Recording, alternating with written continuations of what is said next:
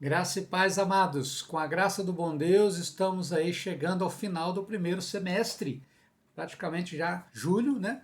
E apesar de pandemia, apesar de isolamento social, nós conseguimos encaminhar, né, as aulas com os temas que havíamos proposto para esse primeiro semestre. Se você não recebeu alguma, se você ficou com dúvida em algum tema, em algum assunto, não deixe de comunicar. Ainda dá tempo nós conversarmos sobre esses temas. Eu vou mandar daqui a pouco um slide com um resumo de todos os temas propostos para recapitular. Você dá uma olhada, se ficou alguma dúvida é só dizer. Bom, nós estamos encerrando com este tema, o reino de Deus e a igreja. Falando um pouquinho ainda de reino de Deus e da igreja, como ela está inserida no reino, como é que ela acontece. E esse tema, queridos, é fantástico. Praticamente nele está inserido tudo que Deus planejou para o seu povo, o reino de Deus. Deus quer ter um povo neste reino, na verdade.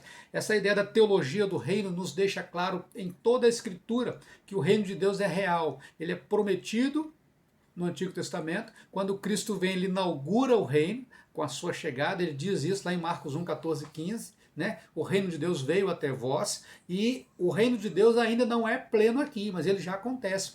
Prova disso nós vimos na aula passada que quando Cristo vem, os demônios se lhe submetem, a natureza está sob o seu controle, ele pode perdoar pecados, ele pode curar as enfermidades, ele traz aspectos fundamentais do reino de Deus já presentes nesta terra. Amém? E nós caminhamos para a concretização da plenitude desse reino. Deus está por toda a terra reunindo homens, mulheres que são transformados, tirados das trevas para a luz, da morte para a vida e congregados na igreja, que é a agência do reino de Deus na terra. O texto de 1 Pedro, capítulo 2, versos 9 e 10, nos diz que antes nós não éramos povo de Deus, mas em Cristo agora nós somos povo de Deus, sua propriedade exclusiva, raça eleita, sacerdócio real. Esse texto é fantástico. Você consegue perceber a presença do reino de Deus na terra? Embora nós oremos no Pai Nosso, né? Venha o teu reino, seja feita a tua vontade. Esse é o desejo que cada crente tem no coração pela plenitude do reino, para que esse reino se manifeste de forma completa. No slide 7, nós tratamos do processo, como acontece essa entrada no reino. O homem natural, caído em pecados, ele está destinado ao reino das trevas. Mas Deus, por graça e misericórdia, lhe dá um redentor, é Cristo. Com sua vida redimida em Cristo, ele é tirado das trevas para a luz, da morte para a vida. É o que está lá em Colossenses 1,13. Ele nos libertou do império das trevas e nos transportou para o reino do Filho do seu amor. Tem lá outras referências que eu recomendo a você mais uma vez, leia essas referências. Não é por acaso, querido, que lá em João 3,5, Jesus fala para Nicodemos, né, que ele precisa nascer de novo. O velho homem não pode entrar no reino de Deus, só o novo homem. Por isso que aquele que não nascer de novo não pode entrar no reino dos céus. É o que diz lá em João 3,5. E como entrar? Como é que abre a porta desse reino? Cristo é a porta. E a chave que abre esta porta, ou seja, a senha para entrar no reino, é o seu sangue.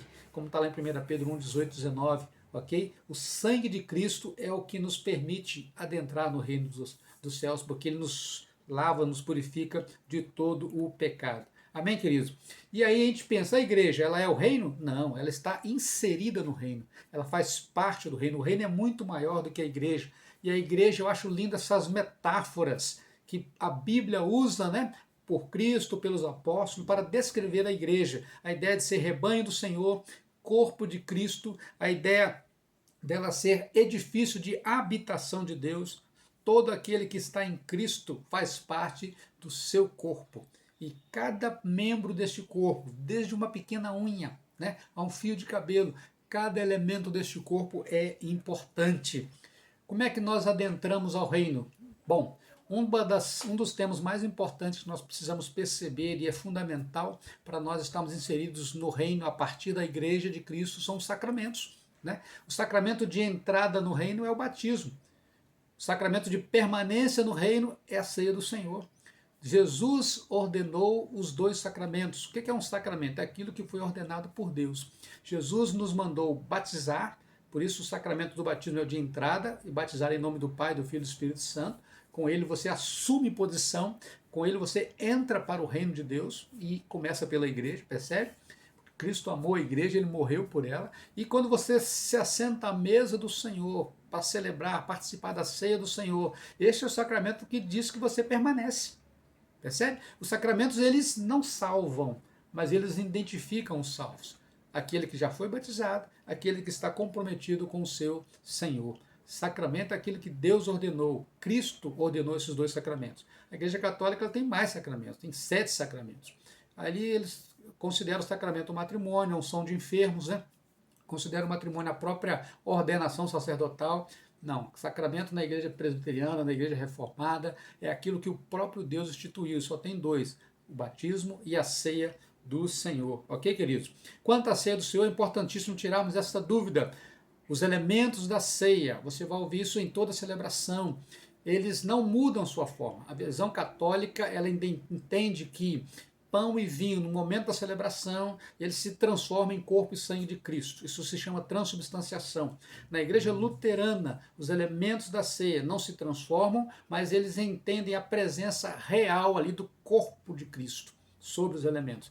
Não, na igreja presbiteriana, na igreja reformada, pela fé bíblica, nós entendemos que o corpo de Cristo está à direita de Deus nos céus, como ele ascendeu aos céus lá em Atos capítulo 1.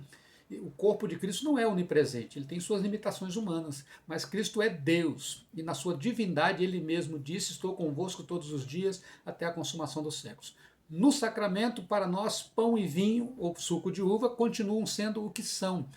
São elementos que representam o corpo e o sangue de Cristo, mas a presença de Cristo acontece de forma real, porém espiritual, não corporal. Ok? Ou seja, a presença de Cristo na ceia do Senhor é real, porém espiritual. Esse é o nosso entendimento. Um tema muito legal de ser igreja é falar sobre dons. Todo crente tem um dom, pelo menos um. Lembra da parábola dos talentos? Não é à toa que ali um recebe 1 e tem um outro que recebe 10. Tem um que recebe entre esses 1 e 10. Então, ou seja, a ideia é de que todos recebem pelo menos um. Não há crente sem dom. Dom é a habilidade que o Espírito Santo dá a cada crente inserido no corpo, na igreja, para ele ser útil. Há habilidades que você tem que coincidem com uma habilidade do que você faz fora da igreja. Mas normalmente não é regra que todo dom é utilizado fora da igreja. O dom ele é dado ao crente para serviço no reino. No reino. Por isso que ele é para edificação do corpo de Cristo. Percebe, querido? Então, você tem um dom. Qual o seu dom? Como você quer servir? Como você quer estar a serviço de Cristo no seu corpo, no seu reino? Entende? Não há crente sem dom. Amém, queridos? Um outro tema muito importante, é o mais difícil, né? É a mordomia cristã. No corpo de Cristo, todos colaboram para a manutenção deste corpo. Já diz uma frase que a última parte do crente a se converter é o bolso, né?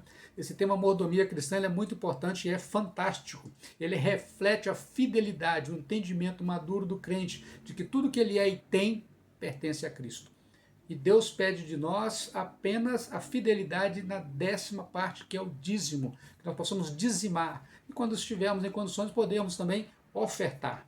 Dízimo é dessa 10ª parte dos nossos rendimentos, o que no passado eram produtos agrícolas, como eles eram uma comunidade agrícola, né? Hoje se tornam os rendimentos que nós temos como salário, como rendimentos mensais, ou seja, é a 10ª parte daquilo que é a sua renda. Isso tanto no Antigo como no Novo Testamento, está lá os textos que você pode consultar, né?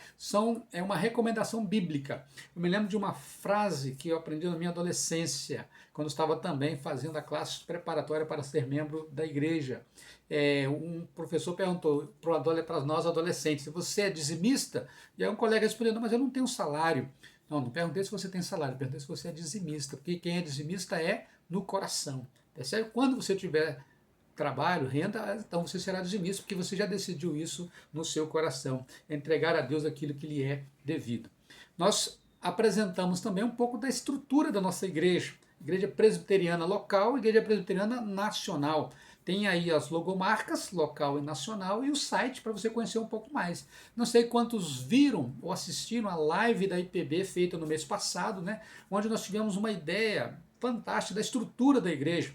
As nossas autarquias, nossas instituições, igrejas do Brasil todo participando com louvores, com palavras, com o que estão fazendo, é maravilhoso. A nossa igreja tem uma estrutura praticamente de concílios, né?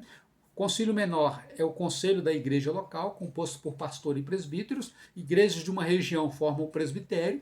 Presbitérios de uma região, né, de uma cidade, vão compor o sínodo, e esses sínodos pelo Brasil todo vão compor o órgão máximo, que é o Supremo Concílio. Nesses órgãos, pastores e presbíteros representam suas igrejas quando essas reuniões acontecem. E aí nós temos um organograma com a estrutura da nossa igreja. O conselho é o órgão administrativo local, tem a junta diaconal, tem o ministério de oração, o trabalho do louvor, o trabalho infantil, o trabalho de missões, os grupos familiares, a administração local. Então, a igreja funciona como um corpo local e ela está inserida num corpo maior que a IPB, e tem um corpo maior ainda, que é o reino de Deus. Querido, você é peça importante. Nós convidamos você a não só estar inserido no corpo, mas atuar neste corpo. Isso é muito importante. Nós começamos esse semestre, eu gosto sempre de começar com essa aula falando da Escritura, e a gente encerra com ela também, dizendo que ela é a única regra de fé e prática da fé cristã. Ela é infalível, só ela é inerrante. Nós temos ela como elemento fundamental e básico, primordial para ensinamento nas nossas igrejas. A pregação bíblica cristocêntrica. Nós temos a Confissão de Fé de Westminster, os catecismos, maior e breve, que são símbolos de fé adotados pela nossa igreja para expor as nossas doutrinas, como nós cremos a respeito da vida após a morte, da santificação, o que é pecado, né? Qual o relacionamento do homem com Deus, questão da adoção. Então eles nos explicam para nossas crianças, para os jovens, para todos nós, através de exposições mais claras, o que a Bíblia nos ensina a respeito das doutrinas bíblicas. Amém? Então, o nosso símbolo de fé é muito importante você conhecê-los, mas a regra de fé e prática que nós temos é uma só, é a Bíblia Sagrada. Temos aí dois slides que falam, né, um extrato da nossa confissão do catecismo. Fala sobre a igreja visível e invisível. Tem uma igreja que você vê, como a nossa, né, e que você está aí caminhando conosco, e tem uma igreja que você não vê, ou seja, aquela que só Deus vê.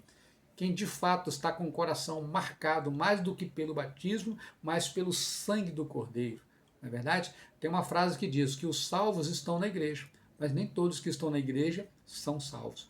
Há uma igreja visível que é militante, que está aqui marchando, lutando, guerreando, né? Ou seja, trabalhando no reino por Cristo, com Cristo. E essa igreja, ou seja, espalhada pela face da terra, a presbiteriana é uma delas, todas serão reunidas no dia do juízo na igreja invisível, a grande família de Deus, descrita lá em Efésios capítulo 3, né? Ou seja, a família de Deus no céu, a família de Deus na terra. Há uma igreja visível, há uma igreja invisível. Esse tema também é muito bonito.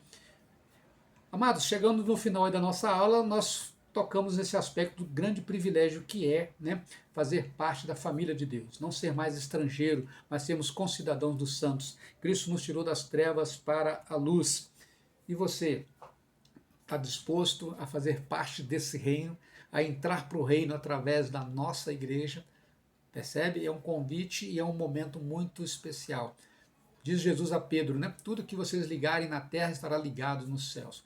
A igreja não é a condição para ser salvo, a condição para ser salvo é Cristo, mas a igreja é a porta de entrada para os céus. Cristo amou a igreja, morreu por ela. Não há como nós dizermos que amamos a Cristo sem amar a sua noiva, que é a igreja. Não há como nós estarmos ligados a Cristo sem estarmos ligados ao seu corpo, que é a igreja. Somos todos, como igreja, rebanho do seu pastoreio. Nós somos um corpo vivo. A igreja é esse corpo vivo que marcha nesta terra, apresentando Cristo e vivendo para a glória de Cristo. E é por ele mesmo sustentado até o dia em que ele vai, de fato, estabelecer a plenitude do seu reino. Amados, quero desafiar você a ler essa aula, leia as referências, o reino de Deus e a igreja, que é a porta de entrada que está inserida no reino. Amém? Então, fica esse resumo, leia os slides, repense os temas que nós vimos e muito em breve nós faremos um outro contato para agendarmos uma conversa sobre as aulas que nós tivemos. Amém? Deus o abençoe.